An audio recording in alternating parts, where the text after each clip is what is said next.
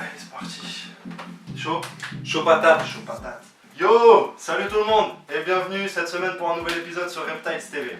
Alors on va en profiter. Aujourd'hui, j'ai vu qu'il y a quelques temps, quand j'ai rouvert justement la page officielle de Reptiles, j'ai refait une petite présentation de mon couple de Python Liasis, Maclotti. Et j'ai vu que pas mal d'entre vous s'étaient d'une part intéressés à l'espèce, parce que j'ai eu beaucoup de retours, et puis simplement que ça vous plaisait. Donc avec Guillaume, on s'est dit que c'était l'occasion de vous faire une petite présentation en plus. D'une part, ça vous permettra de voir ce qu'on a d'autre que des bras, voilà, ce qu'on fait d'autre. Et puis d'autre part, ça vous montrera aussi une espèce qui n'est pas spécialement courante aujourd'hui en terrariophilie. Donc écoute, j'espère que ça plaira à tout le monde, hein. J'espère qu'il n'y a pas de raison. Je pense qu'on va bien se marrer, je pense que tu vas bien te marrer aujourd'hui. Non, je pense que tu vas bien te marrer. C'est le plan de vas-y, je reste derrière la caméra et va pécho les Liasis, c'est toi qui vas bien te marrer. Pour info, je ne vais pas faire le chacal, je dois vous l'avouer, mon couple c'est un couple de sauvages que j'ai récupéré il y a quelques années de ça au taf, il y a pas mal de temps maintenant. Qui était un petit peu tendu au niveau du caractère et puis que j'ai volontairement laissé tendu du caractère. Voilà, ça me fait un peu marrer. C'est vrai que la plupart des bêtes que j'ai moi dans l'élevage sont toutes de bonnes pattes, donc ça permet de rester attentif et puis d'avoir des petites piqûres de rappel par moment. Du coup, Guillaume va, je pense, en faire les frais aujourd'hui. À moins que ton doigté légendaire fasse que tu arrives à contourner ça. Franchement, gros, si tu y arrives, chapeau. Honnêtement, je pense pas, parce que chapeau. on va clarifier tout de suite le truc. D'après ce que m'a raconté Mike, d'après ce que je comprends, il n'y a pas moyen de désamorcer la bombe.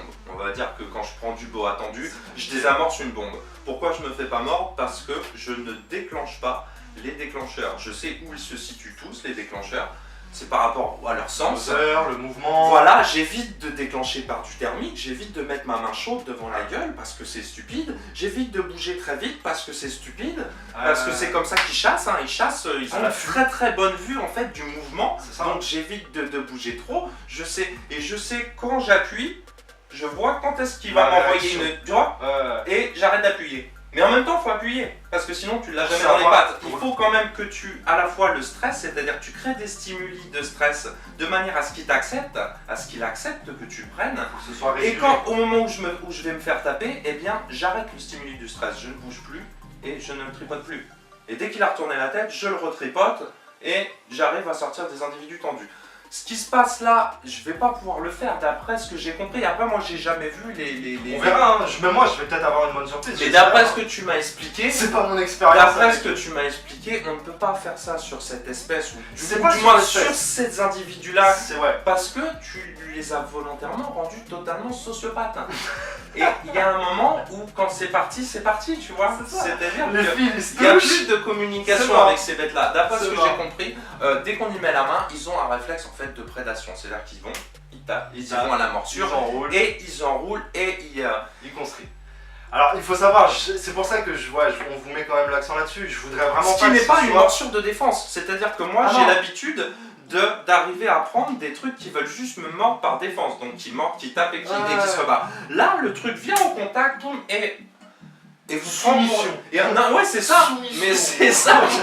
Viens là, ta clé de bras, c'est fini. Voilà. Ce que je veux dire, s'il me laisse finir, c'est simplement que je veux vraiment pas que vous fassiez une généralité de ce comportement-là par rapport à l'espèce. C'est pas le cas. Moi, j'ai déjà eu des NC de ce couple. Et ça se passe très bien, les petits on les a jeunes, on les désensibilise au même titre que n'importe quelle autre espèce. Mais tu fais bien de le dire, oui. Et c'est super cool comme espèce. Oui, c'est vraiment cool comme espèce, important de le dire. Là c'est, tu l'as dit, voilà, c'est deux sociopathes, ok, je vous l'accorde.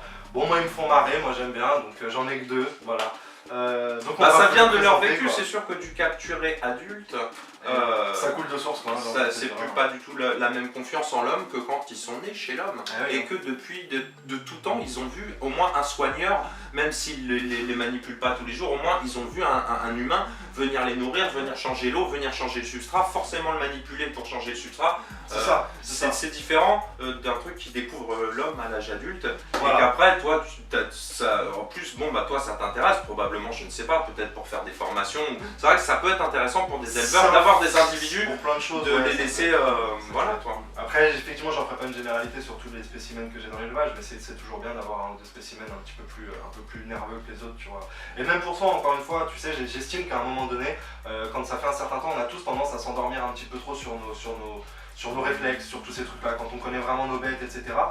C'est vrai que des fois, quand tu te retrouves confronté, comme moi je le suis au boulot, à des animaux que je connais pas forcément, j'ai par moment tendance à oublier des règles de sécurité un peu de base par rapport à des mouvements, par rapport à tout ça, tu vois. Et le fait justement d'avoir quelques spécimens comme ça à l'élevage même, dont je m'occupe vraiment au quotidien et de façon régulière, qui me rappellent à l'ordre de façon assez systématique, ça te permet de te remettre aussi en question et puis de te dire bon écoute voilà, prends ton temps, fais les choses bien, oublie pas ça et là je crois que même en prenant mon temps on va se faire mordre hein, ouais bon avant d'envoyer Guillaume à la pêche, on va vous faire une petite présentation rapide avant qu'on l'ait dans les mains, ce sera plus pratique. C'est parti pour la présentation. Ouais. Donc rapidement, on va vous faire quelques petits plans en terrarium. Bon, vous n'allez pas le voir des masses parce que là, c'est pas super bien éclairé, évidemment. Simplement que vous voyez un petit peu à quoi ça ressemble déjà en terrarium. Donc on est sur un genre qu'on n'a pas encore vu. On est sur le genre Liasis. Un genre important chez les ophidiens. Il y a quand même quelques espèces notoires. Il comporte quelques espèces notoires. Il y a eu pas mal de reclassements systémiques à l'intérieur ces derniers temps, ça, comme chez tous les boidae d'ailleurs. On en a un qui est sorti du classement Liasis, mais qui l'était auparavant, je pense à l'ancien Liasis papuana, qui est maintenant Apodora papuana, qui va être le summum de ce clade, on va dire. C'est vraiment une bête costaude, c'est des individus femelles qui atteignent les 5 mètres, donc papuana, Papouasie-Nouvelle-Guinée, forcément. Un serpent vraiment typique, très vert. On retrouve un peu sur ton... Là, c'est un Liasis macloti, vous voyez. On retrouve un petit peu du vert. On voit bien... Là, je suis en train de bouger la tête à gauche. Vous voyez, il va à gauche. Si je bouge la tête à droite, je pense qu'il va revenir de l'autre côté. Il n'est pas éclairé à tous les côtés des... Ah non, il attend juste une de la gauche et de la opportunité. droite. C'est surtout qu'il est pas con. Il sait que ça sert à rien. Oui, je soupçonne pas ça d'être... Ils ont tapé suffisamment dans le carreau pour savoir qu'il y a un carreau entre les là, il a quand même conscience de certains objets inertes tels que le carreau. C'est bien. C'est bien. C'est déjà pas mal. C'est bon signe. Voilà, donc ce Liasis là, le gros, l'Apodora papuana maintenant est classé en tant qu'Apodora, donc vraiment à part. On voit là, tiens, pendant que tu vois les senseurs là qui se trouvent à l'arrière de l'œil, on les voit là entre les deux lèvres. On a un nez qui retombe beaucoup au bout, comme vous pouvez le constater. Ça va être visible sur tous, sur tous les Liasis. Donc qu'est-ce qu'on a d'autre comme Liasis? Dans les gros, on a le Liasis olivaceus, donc qui va être plutôt en Australie. Je crois qu'il est dans le Queensland, ces aires-là. Ça reste du gros python encore, l'olivaceus. Ça reste des bons bestiaux. Il y a du bon gabarit dedans. Ouais, moi j'ai vu des trucs faire des prédations sur des crocodiliens. Attention, des trucs... voilà. Il y a quelques images qui ont circulé aussi, une très très belle image d'un Liasis olivaceus en train de faire une prédation sur un kangourou, je me rappelle aussi, dans un espèce de canyon. Ils ont l'air d'être dans des zones très rocheuses, ces Liasis-là. Après, en taille, je pense qu'on va tomber sur ton Liasis macloti, en allant vers le bas, en descendant. Là, je pense qu'après, ça va être ton Liasis, qui peut atteindre quoi comme taille, Mike?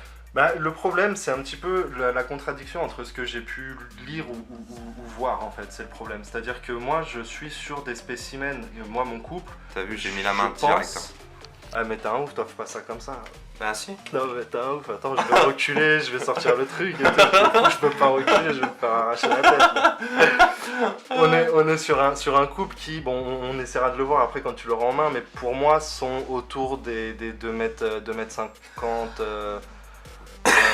voilà, dans ces eaux-là, voilà, sans trop s'enflammer autour. Moi, ce que je vois une petite circonférence, donc pas un truc vraiment, pas un truc encore que je classerais dans les dangereux. C'est un tout petit truc. Après, effectivement, il est très fin et il y a quand même beaucoup de nœuds, donc tu sens qu'il y a une belle longueur quand même qui est cachée sous cette petite circonférence qui présagerait. Si c'était genre un boa constrictor, ça serait tout petit, ça serait un petit 1m70. Là, je pense qu'il y a beaucoup plus. Je pense qu'effectivement, il y a au moins peut-être 2m40, je sais pas. c'est très enroulé, hein. Il peut y en avoir beaucoup. Hein. Et il y a aussi une chose que moi j'ai remarqué avec ceux-là, c'est que tu vas le voir, ils ont une force qui est assez impressionnante. Ouais. C'est un python qui est assez balèze. Autant il n'a pas une grosse tête, c'est vrai que pareil dans les Pas descriptions. une grosse tête et pas un gros corps, donc le sais, corps moi, ne je lui lis- permet pas d'avoir une trop grosse force de constriction. Ouais, bah tu vas voir. J'ai lu, je sais pas si c'est les définitions qui courent encore maintenant, hein, mais j'ai lu par exemple, quand j'ai commencé à m'y intéresser il y a plusieurs années de ça, que dans les descriptions il disait que c'était un python qui avait une tête très démarquée du corps, etc. En réalité, pas tant que ça. La tête est pas tant démarquée du corps que ça. Il y a c'est vrai, de toute façon tu le vois au niveau des maxillaires, une proéminence certaine qui laisse présager d'une morsure que tu sentiras passer, qui va pas non plus t'arracher le bras, t'es pas sur un réticulé, qu'on soit bien d'accord. Mais ça a une super belle dentition, ça a une bonne hauteur de dents, et ça a plus de force qu'on pourrait ne le croire, en fait visuellement. Ils ont aussi une rapidité que j'ai rarement vue dans l'attaque. Moi, dans leur attaque, je les compare quasiment à du Curtus, quoi. C'est ultra rapide, ça déclenche super vite, et la vitesse de constriction de l'animal, moi, m'a toujours impressionné. Quand tu vois la longueur qu'il a, on le verra là, j'espère pas, mais si jamais il te pète, entre le moment où il te pète et le moment où tu as l'intégralité, je dis bien l'intégralité de son corps qui va être enroulé, il se passe pas 2 secondes. D'accord. Ça va très très vite. Ils sont très très rapides.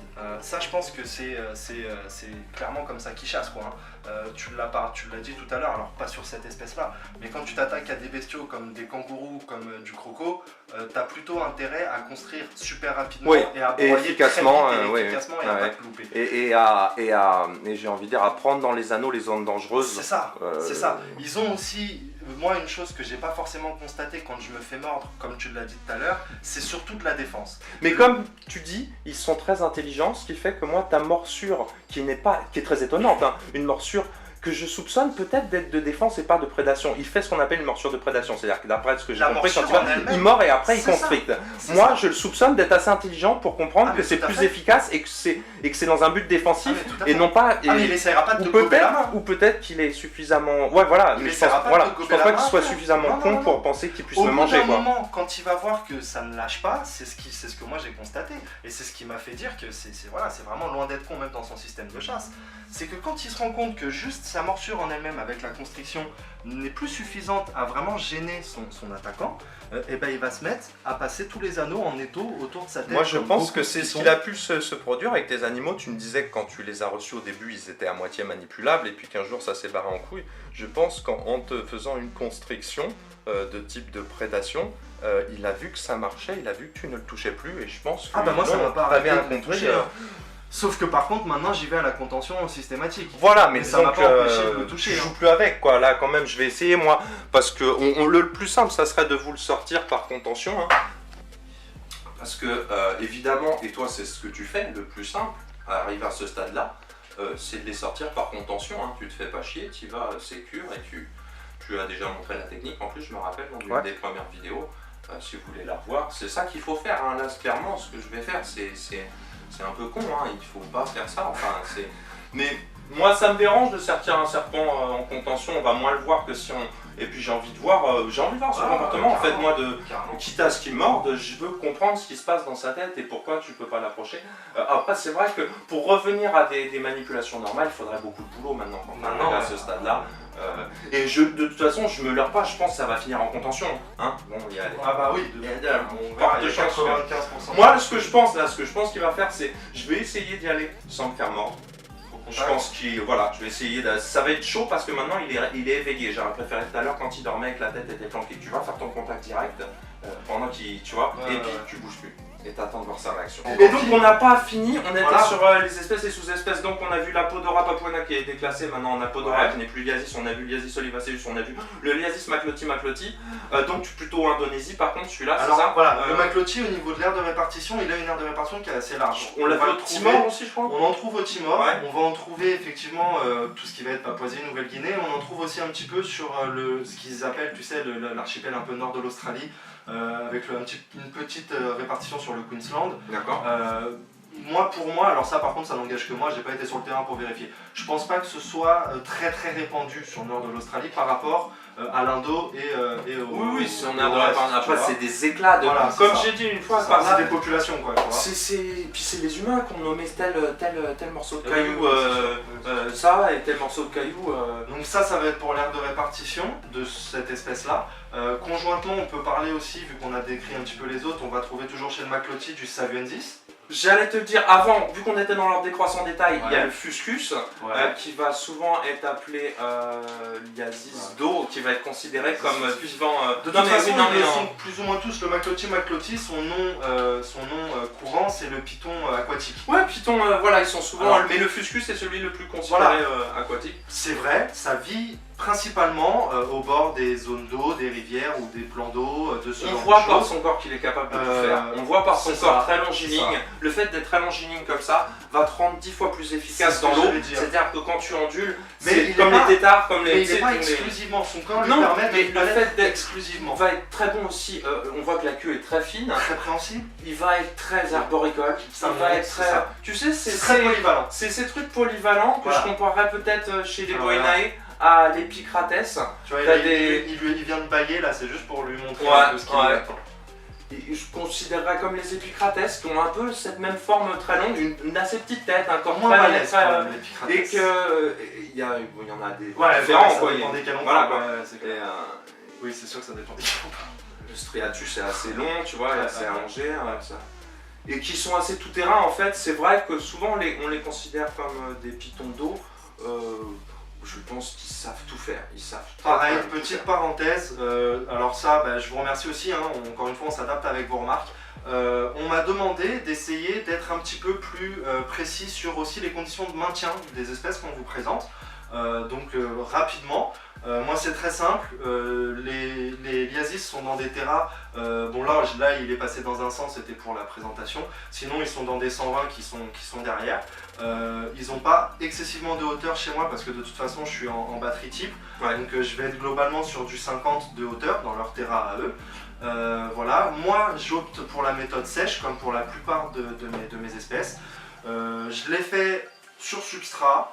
Donc coco, quand c'est du substrat chez moi c'est éclat de coco, surtout sur comment dirais-je, surtout sur une espèce qui vient dans une aire un peu humide.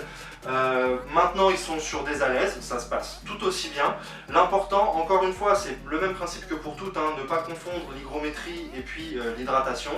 Dans leur grand terrarium, ils ont des bacs d'eau qui sont suffisamment gros, vous savez c'est des auges à béton là, qui sont suffisamment grandes pour qu'ils puissent s'y baigner. Ça leur suffit. En dehors de ça, ils ont leur terra. Au niveau du nourrissage, vous allez voir, moi c'est des adultes, vous allez vite comprendre avec le gabarit que ça se nourrit pas à la semaine.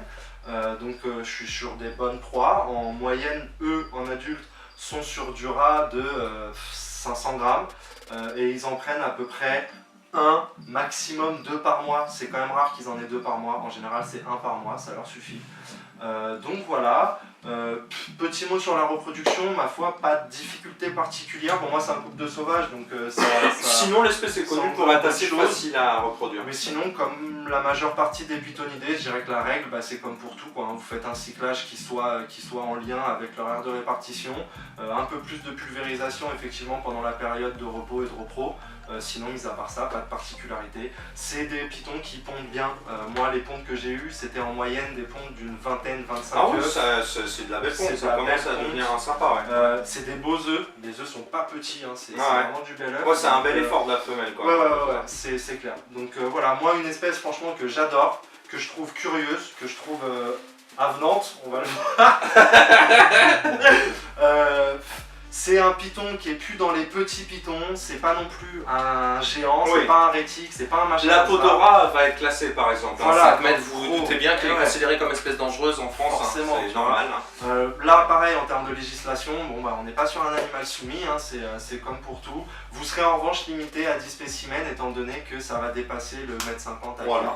Et donc juste pour finir, on n'était pas allé jusqu'au bout, après en dessous le plus petit, il y en a un qui est considéré comme nain, le Savuensis. Le Savuensis, qui est toujours dans les Macloti, qui est une sous-espèce du Macloti. Ah ouais, c'est Macloti Savuensis. Ah ouais, moi je j'avais pas capté ça. Alors non, je crois pas que ça ait changé, je crois que c'est Macloti Savuensis. Tu sais, moi, alors là, C'est tu du sais comment je m'en S6, contrefous quoi. des C'est du détails de S6, là. quoi. De toute façon, voilà, Ce qui est important, c'est de voir la vraie différence qui prétendent. C'est Bah. vrai que le fait qu'il soit insulaire, encore une fois, là, sur cette espèce, c'est clairement à sa portée vers le nanisme. Le Savion 6 n'a pas plus petit. Hein. Il y a- On va être sur tu sais à peu près la taille d'un Savion 6 ça va faire quoi adulte, non, je un dirais mètre, une connerie parce que j'en ai jamais vraiment maintenu. Moi, je dirais en dessous de 2 mètres même, hein, tu tu vois. Ouais, je pense. Ce que je sais par contre et que j'ai vu, c'est que la seule vraie différence, en tout cas visuelle, sur le Maclotier et le Savion 6, bah déjà adulte, ça commence à devenir compliqué si tu le sais pas. Ils sont très très proches et Ouais. en pattern et tout. Il me semble qu'il est quand même moins jaune le Savion 6. Ouais, moi j'en ai sur vu des le- noirs personnellement. sur Ouais, le j'en ai pack, vu tu des. vois. Ouais, et il est Par très contre, juvénile, bébé, jaune. Ouais, il y le a ça, Savus c'est de la frappe. Ouais. T'as l'impression qu'il est, je vous mettrai une photo juste ici, t'as l'impression qu'il est moucheté quoi, t'as l'impression que Ah ouais. c'est pixelisé quoi le petit, tu vois, c'est Ouais, c'est tu vraiment. tu c'est connais vraiment mon beau, quoi. python préféré de tous les pythons, hein, c'est la Podora papouane. Eh bah, Donc moi pour le j'aime quand coup- c'est vert, Eh j'aime, bah, pour le moi coup, j'aime la là ça Podora. va être l'inverse, moi c'est pour ça que je kiffe le Maclotier Voilà. petit. Bébé, quand je les ai pondus, enfin quand je les ai pondus, quand c'est Ah ouais, sorti quand de l'œuf, ouais. ils sont noirs. quoi. T'as fait une repro, hein, Mac a déjà reproduit hein, cette Ouais, espèce. bah, je vous remettrai des photos, t'as un peu par-ci par-là, 2-3 des œufs, des machins. Les petits sont vraiment noirs quoi. Ouais. C'est moi j'adore. Donc bon bah je pense que pour la présentation on est plutôt pas mal. Ouais, on a fait le tour vite Voilà. fait, même hein, maintenant. Maintenant on va Let's passer go à, to the show. à l'amusement quoi. Bon, donc on va y aller. Opération spéciale. Donc on sait que ça va mal se passer, hein, on le sait. Donc quand même on est conscient, donc on s'équipe pour, hein, c'est normal. Voilà, d'après ce que j'ai compris, moi j'aime bien essayer de, je te dis, de pas toucher les déclencheurs et de le prendre. Je pense qu'apparemment c'est pas possible. Je pense que de toute façon Étonne-moi. maintenant il est intelligent. Je pense qu'il a compris que dès que ça bouge là-dedans, tu vas, tu construis et il te fait plus chier. Donc je pense que c'est ce qu'il va faire. Je pense que on va pas trop réussir à s'en sortir. Donc à la limite, bah là la technique, la seule technique que je vois, je pensais au crochet, essayer d'arriver en fourbe et tout. J'ai même pas envie de me saouler, tu sais quoi, en fait je crois que le but c'est qu'il morde, c'est ce qui sera le plus simple et le plus court. Un peu comme on a vu chez Juju, t'as vu, elle avait rentré une pince sur Avec son l'Albert Nautilus. Suzy, ouais. Et direct le truc il avait mordu, mais au final ça lui occupait la bouche pendant ce temps-là, t'es tranquille pour le sortir, et je sais pas, par miracle après on a réussi à le désamorcer, c'est-à-dire qu'on a réussi à, une fois qu'il a lâché sa pince, en fait le stimuli le plus stressant, c'est quand tu le prends et que tu le touches pour la première fois, C'est et ce l'approche. moment-là est passé au moment où il avait la pince dans la bouche, au moment où il croyait avoir son agresseur, tu vois. Donc pendant qu'il est occupé, en gros, je vais y aller, c'est la technique de la pêche au silure en Floride, gars. C'est tu mets ta Tu main, mets ta main et, et tu puis- te fais bouffer. et voilà, en gros c'est ça, le plan c'est ça. Et là, une fois qu'il sera dedans, Commence direct à gauche. je vais... Non, je sais pas. Ça lui donnera moins d'élan. Non, je sais pas. Eh mais il te raconte des trucs, lui il te ferait flipper ta race en fait. Et voilà, c'est tout. Après, comme j'ai quand même la foi, on va quand même essayer de faire un truc propre. Hein. On va essayer de se faire mordre propre, tu vois. Pourquoi t'as fait ça avec cette pauvre bête, sérieusement? Tu peux m'expliquer? Quel est l'intérêt? C'est drôle. Ah ouais? Ok. En plus, tu vas avec ta main sans le gant, toi. Mais oui, mais ma main elle est loin. Bon bah direct il a mordu le crochet, hein, donc c'est effectivement c'est complètement psychopathe. Hein. C'est-à-dire que là le crochet est inerte, ce n'est pas un crochet de nourrissage, c'est un crochet de contention, donc il ne sent pas spécialement quoi que ce soit. Et direct il l'a mordu quoi. Donc là je pense qu'il peut venir m'agresser, et s'il vient, et ben j'aurai ma main, mon bras en support quoi directement pour essayer de commencer à le prendre, tu vois. Là j'essaye de lui faire accepter le crochet. Le crochet en lui-même il l'accepte, hein, t'as vu, il a fini par l'accepter. Ah oui, oui, c'est Donc bien qu'il y déjà, a un truc c'est derrière bien. un crochet. Hein. C'est pas, je te dis, il est pas con, hein. C'est pas le crochet qui va viser. Ouais mais j'essaye de désensibiliser un peu le toucher pour quand je finirai par mettre la main dessus, tu vois. J'essaye de désamorcer déjà ça quoi. Après, si je me suis mis des couches et tout, c'est pour que la morsure soit moins douloureuse, mais aussi pour couper le thermique, pour qu'il prenne mon bras pour un objet inerte. Tu vois, le but c'est qu'il prenne... Et à la limite, c'est vrai que j'ai toujours une main non protégée, bah, à la limite ça va l'attirer sur celle-là, je sais qu'il est attiré sur celle-là. Donc celle-là, je vais essayer de la planquer. Mais c'est vrai que j'aime bien aussi avoir toujours une main pour pouvoir vraiment le prendre quoi en fait. Hein. Il est malin. Hein. Il va réussir à te péter l'autre main. Je me doute que c'est Donc faites très attention, il a beaucoup d'allonge à mon avis, t'as vu, je Ouais. fais attention à ma tête. Le problème c'est que tu l'as mis très en hauteur, comme je te disais, j'aurais pas choisi ce terrarium là, j'aurais choisi un terrarium plus bas pour le mettre. Franchement, déjà pour l'instant, c'est assez étonnant qu'il soit pas plus ouf que ça.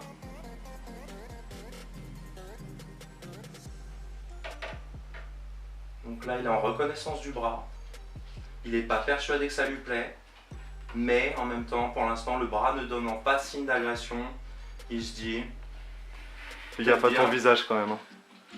peut-être bien que c'est un bras normal. Saute pas non plus à la gueule, ça me ferait chier.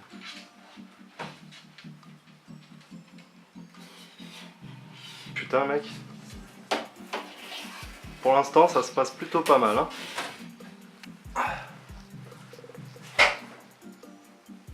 Là je mets une main, ah là il a senti tout de suite la différence. Hein. C'est bien, je vais protéger la main dans ses anneaux. T'as vu, dès que j'ai mis la main, il a senti le thermique, il a pas du tout Il la a même construit réaction. direct. Mais franchement, pour l'instant, ça va. Là il cherche la main dans ses anneaux. Il a toujours pas mordu quoi. Putain. Eh bah mon gars, chapeau, c'est même pas drôle quoi. Attends, c'est pas tout à fait fini. Moi déjà c'est déjà pas mal, je te le dis. Les connaissants. Donc elle est longue ta bête, hein, je te confirme. Ah, tu vois, t'as de la longueur hein. T'as vu la queue, la réaction? Il est tendu, hein. Ah je bah. te le dis. Hein. Il est prêt à péter à n'importe quelle seconde. Ah, c'est pour ça que même moi, faut pas que je m'en approche trop parce que moi j'ai les bras nus, j'ai pas de protect, j'ai rien là. Si je passe devant lui, il Non, mais moi, faut m'hameçonne. que je me calme, hein. Ça met un coup de pression, je te le dis. Hein. Le Il truc, c'est m'hameçonne. clair qu'il veut te bouffer, ça se voit tout de Direct. suite. Hein. Est-ce que vous avez vu la différence de comportement entre un objet inerte, mon bras qui est camouflé par un gant, qui est camouflé du thermique, tout ce que tu veux, et quand j'ai mis ma vraie main, non.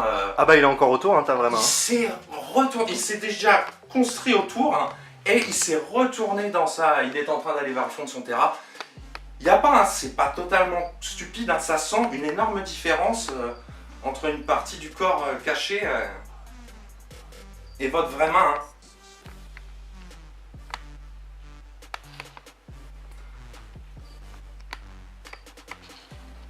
Là, j'aime pas trop qu'il aille Ouais, dans ma partie de poignet. Tu faut vois, pas. parce qu'il pourrait s'accrocher dessus d'un coup d'un seul en C'est disant ça. toi, je te reconnais, tu te manges. Bah un truc plutôt cool en fait. Bah, franchement, je suis Une bluffé. Quoi. espèce sympa. Je suis bluffé, gros. Honnêtement. Encore une espèce que je conseille aux débutants. Hein. Non mais Ça ça. n'a quasi pas de démarcation quand même. Ça en a Tu une. vois, c'est ce que je On t'avais voit dit. un Hein. semblant de. Mais regarde le cou et regarde la tête C'est comment ce elle que je part. t'ai dit, ouais. Ça a quand même C'est léger. une tête vraiment. Bon, ça me saoule ça, je vais le reprendre à Tiens, la main, ça regarde, me si fait toi, tu trembler. peux- On retrouve de nouveau un python, c'est marrant parce qu'il est de nouveau en Indonésie et on retrouve ce qu'on avait vu sur le Timor, un dégradé qui devient très jaune plus tu vas vers Le ventre. le ouais. ventre, hein, t'as vu. Après rien à voir avec le Timor, hein, il a presque plus une tête de couleuvre hein, que de python, hein. C'est étonnant, hein, la toute petite tête. Bah elle est pas très démarquée, ouais, du Ça a reste du vraiment corps. Ça a un œil tout à fait spécifique si tu peux prendre Ça a un un petit œil peu, gris, mais ça je vous mettrai, j'ai des photos de gros plans des yeux parce que là ça va pas être évident. Mais si, il est cool, regarde. Fais gaffe à ton visage, ouais. Ah mais je fais gaffe à mon visage, j'y tiens. Quand t'es beau gosse comme moi, forcément.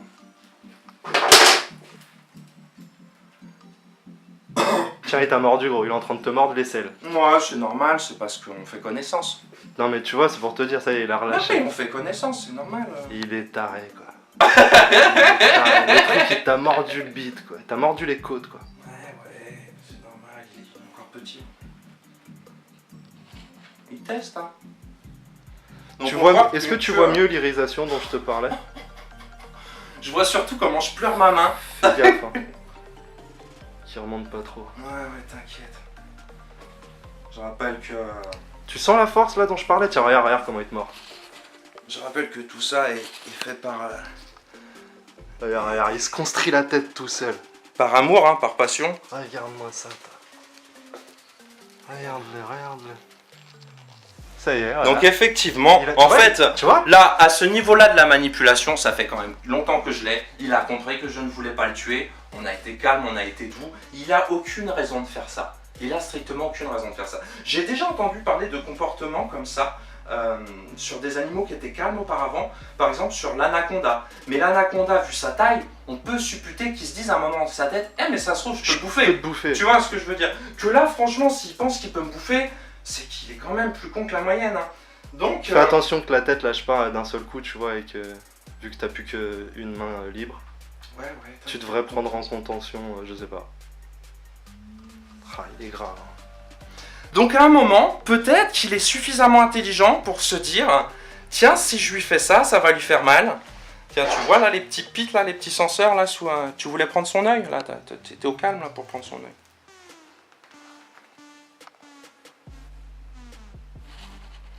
Donc on voit que c'est une espèce vraiment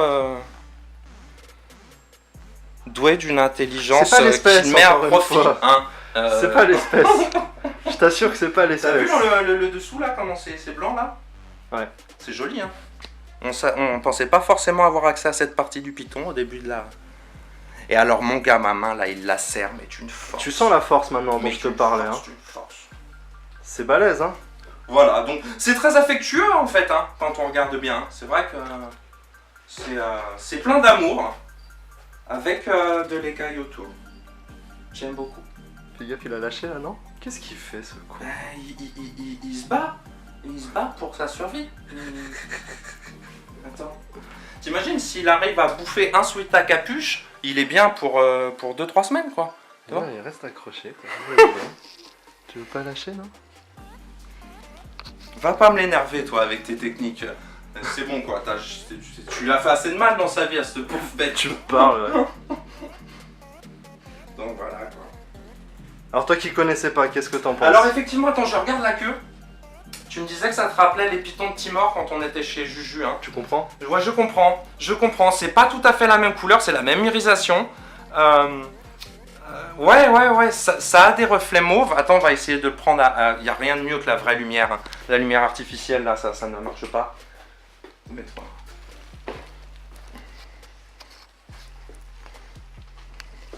Est-ce que tu arrives à prendre quelques reflets sous la fenêtre? C'est pas toujours évident. Les reflets sont pas faciles. Ah ouais, c'est vraiment... Bah je pense que les gens le verront, en fait tout ce que vous voyez en voile gris un peu à l'image, mais en fait c'est de l'irisation quoi. Voilà. Donc une bête... une bête attachante, hein, j'ai envie de dire, hein, pour ceux qui connaissaient pas le taxon. Une bête très, très attachante. Hein. Trop peut-être.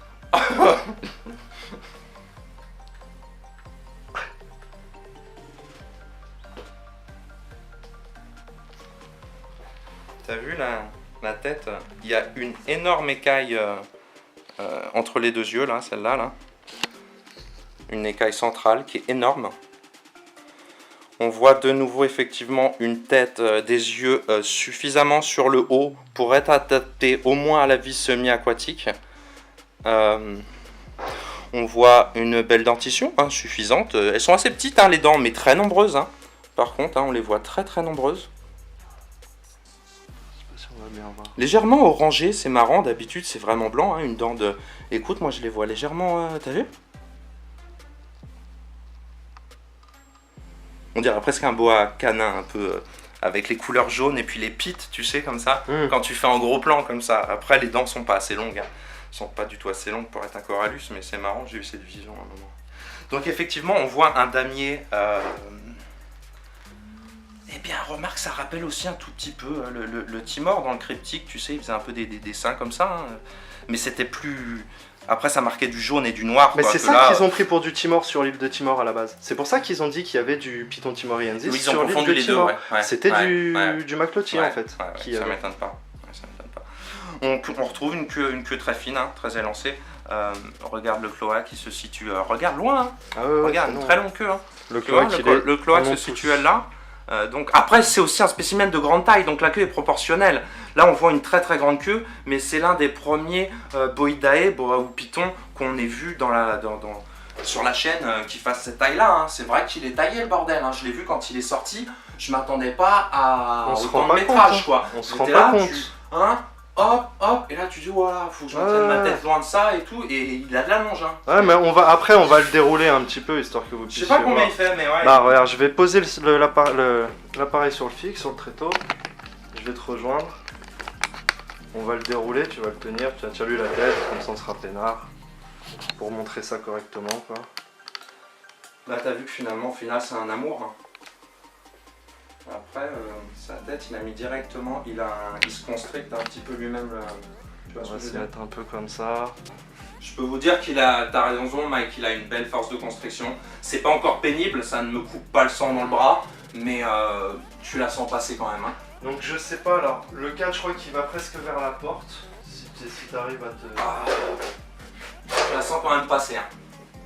Ah la constriction, ouais, sans problème. Hein. Mais vous voyez que ça se passe bien hein, au final. Hein. Bon, après aussi, c'est toujours mieux, hein, même c'est gérable à 1, c'est toujours mieux d'être 2 hein, sur des bestiaux comme ça. Ça commence à donner un petit peu de longueur.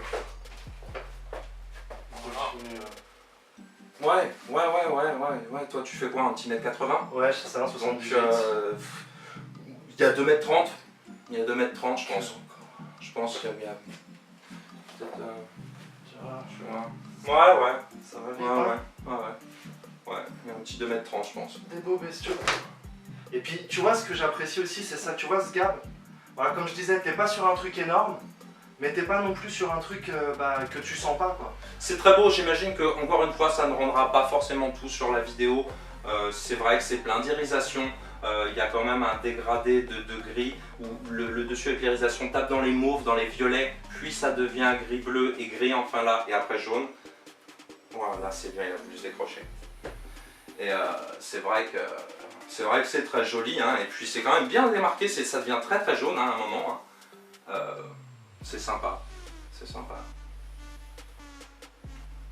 Ouais, voilà. Je crois que je préfère encore la Podora, tu vois, c'est encore autre chose. Vraiment autre chose. Mais c'est bien, c'est sympa. Dans le niveau d'irisation, il y a quand même peu de trucs qui arrivent au niveau de la Podora quoi. C'est honnêtement... Alors pourquoi tu fais ça, sincèrement? Tu vois, après ce qu'on est obligé de faire. Voilà. Voilà, du beau petit Liasis Maclotti. Et bah les amis, on espère que la vidéo vous aura plu. Nous, on va remettre le petit loulou dans son terrain avant qu'on se fasse bouffer pour de vrai.